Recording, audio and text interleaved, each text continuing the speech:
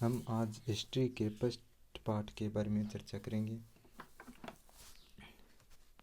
इस पार्ट का नाम है इंटे मन के तथा अस्थियाँ और हड़प्पा सभ्यता। यह सिंधु घाटी सभ्यता, हड़प्पा सभ्यता, मोहनजोदड़ो सभ्यता सब एक ही सभ्यता है। इसके बारे में हम चर्चा करेंगे। इस पार्ट के बारे में जो भी मोस्ट बातें होंगी उसके बारे में चर्चा करेंगे।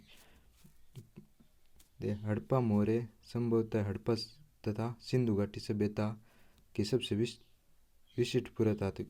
आपसे यह पूछा जा सकता है कि हड़प्पा सभ्यता की सबसे विशिष्ट या पुरातात्विक वस्तु कौन सी थी। आप इसका उत्तर होगा हड़प्पा मोहर। और आगे सेलखड़ी नामक पत्थर से बनाए जाते थे। आपसे यह भी पूछा जा सकता है कि हड़प्पा सभ्यता में मोहरे किस धातु या किस पत्थर से बनाए जाते थे। सेलखड़ी नामक पत्थर से बनाई गई थी। इन मोहरों पर सामान्य रूप से जानवरों के चित्र तथा एक ऐसी लिपि उत्कीर्ण थी जिसे हम पढ़ाना है। जैसे मतलब सेलखड़ी नामक मोहरे पर एक जानवरों के चित्र या इस प्रकार की लिपि या इस प्रकार की भाषा से लिखा गया था जिसे हम न तो पढ़ सकते हैं। और इस लिपि को सर्पिलाकार लिपि या रहस्य लिपि भी कहते हैं।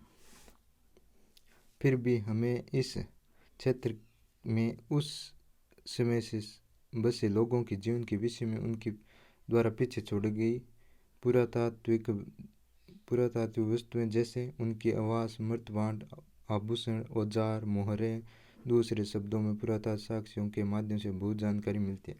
इसका मतलब है कि वहाँ हड़प्पा सभ्यता में रहने वाले लोगों के बारे में जानकारी उनके द्वारा छोड़ी गई पुरातात्विक वस्तु, मतलब उनके द्वारा जो वस्तु प्रयोग में ली जाती थी, जो वर्तमान में भी मिल रही है, उनसे हमें उनके बारे में कुछ जानकारी प्राप्त हो रही है।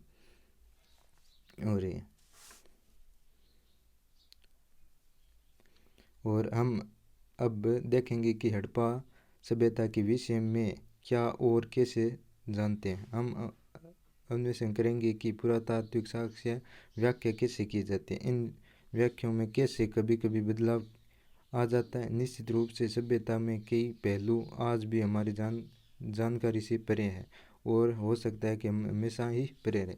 मतलब इसका मतलब है कि हम हड़प्पा सभ्यता की भाषा को नहीं पढ़ पाए हैं और इसकी जानकारी पूरी तरह से में प्राप्त नहीं हो सकी है। अब है पारिभाषिक शब्द और स्थान व काल। अब सिंधु घाटी सभ्यता के समय की, यह किस समय में अस्तित्व में थी और इस स्थान या शब्द का क्या अर्थ है। सिंधु घाटी सभ्यता का हड़प्पा संस्कृति भी कहा जाता है। आपको पूछा जा सकता है कि हड़प्पा संस्कृति किसे कहते हैं। हड़प्पा संस्कृति हड़प्पा सभ्यता को ही कहते हैं। पुरातात्विक संस्कृति शब्द का प्रयोग पुरातात्विक ऐसे वस्तु समूह के लिए प्रयोग करते जो एक विशिष्ट शैली के होते थे और सामान्यतः एक साथ एक विशेष भौगोलिक क्षेत्र या कालखंड में संबंधित है। यानी संस्कृति का मतलब है एक विशेष समय, एक विशेष भूगोल, एक विशेष लोगों के लिए प्रयोग में लिया जाता था। मन के बाड़, पत्थर के फलक और पक्की हुई ईंटों की सम्मिलित है। इसमें चित्रों में दिखाया गया है कि इस प्रकार के वस्तु या मोहरे मृतभांड हमें हड़प्पा सभ्यता में मिले हैं और यह वस्तु अफगानिस्तान, जम्मू, बलूचिस्तान और गुजरात जैसे क्षेत्रों में मिले हैं। एक दूसरे से लंबी दूरी पर स्थित है। मतलब कि ये क्षेत्र है जिसका अफगानिस्तान, जम्मू कश्मीर और बलूचिस्तान यह अपने आसपास नहीं है, ये दूर दूर स्थित है। इस सभ्यता का नामकरण हड़प्पा नामक स्थान, वहाँ पर संस्कृति पहली बार खोजी गई थी, इस नाम पर किया गया। मतलब हड़प्पा सभ्यता हड़प्पा नामक स्थान पर खोजी गई थी और इसे सिंधु घाटी भी सभ्यता भी कहते हैं क्योंकि यह सिंधु नदी पर विकसित हुई थी। कोई भी सभ्यता किसी नदी के किनारे ही विकसित होती है। इसका काल यानी इसका समय 2600 ईस्वी से 1900 ईसा पूर्व तक, यानी 2600 ईसा पूर्व से 1900 ईसा पूर्व तक इसका कालक्रम रहा था।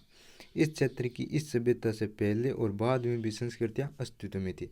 मतलब इस सभ्यता से पहले भी और बाद में भी संस्कृति अस्तित्व में थी। इसे हम यह भी कह सकते हैं कि पूर्व हड़प्पा सभ्यता और आरंभिक हड़प्पा सभ्यता हो सकती है। इन संस्कृति आरंभिक और प्रवृत्ति कहा जाता है। इन संस्कृति की हड़प्पा सभ्यता के अलग करने के लिए कभी कभी इसे विकसित हड़प्पा सभ्यता भी कहता है। मतलब पहले वाली सभ्यता और बाद वाली सभ्यता को से अलग करने के लिए इसे विकसित हड़प्पा सभ्यता भी कहते हैं।